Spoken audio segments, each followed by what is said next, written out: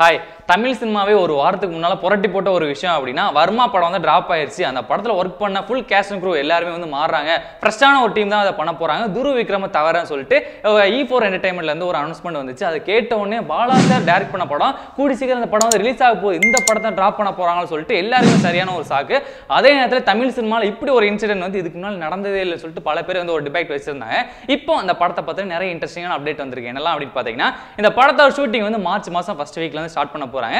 துருவ் விக்ரம் வந்து இந்த படத்துக்காக இந்த தாடி அதுக்கப்புறம் மீசை இதெல்லாம் வளர்க்கணும்ல, அதுக்காக கொஞ்சம் டைம் எடுத்து அதுக்காக ரெடி ஆகிட்டு இருக்காராம். அது போக என்ன அப்படின்னு பாத்தீங்கன்னா, வர்மா அப்படின்ற பேரை வந்து ஆதித்யா வர்மா சொல்லிட்டு மாத்தி வச்சிருக்காங்க. வர்மா நல்லா இருக்கா இல்ல ஆதித்யா வர்மா நல்லா இருக்கான்னு சொல்லிட்டு கீழே மறக்காம கமெண்ட் பாக்ஸ்ல கமெண்ட் பண்ணிருங்க.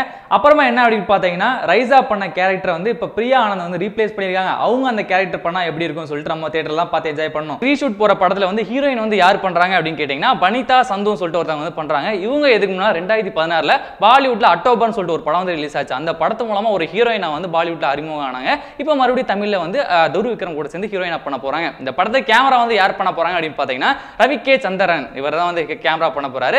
அடுத்ததா இந்த படத்தை வந்து மியூசிக் டைரக்டர் யாரு அப்படின்னு பாத்தீங்கன்னா ரதன், அதாவது வர்மா படத்துக்கு மியூசிக் பண்ணதான் இதுக்கு வந்து கண்டினியூ பண்றாரு. இதை பத்தி நீங்க என்ன நினைக்கிறீங்கன்னு சொல்லிட்டு கீழே மறக்காம கமெண்ட் பாக்ஸ்ல கமெண்ட் பண்ணிருக்கேன். இந்த வீடியோ வந்து உங்களுக்கு பிடிச்சா பண்ணோம் லைக் பண்ணிருங்க, ஷேர் பண்ணிருங்க, முக்கியமா டிஃபாரிவா சப்ஸ்கிரைப் பண்ணிருங்க.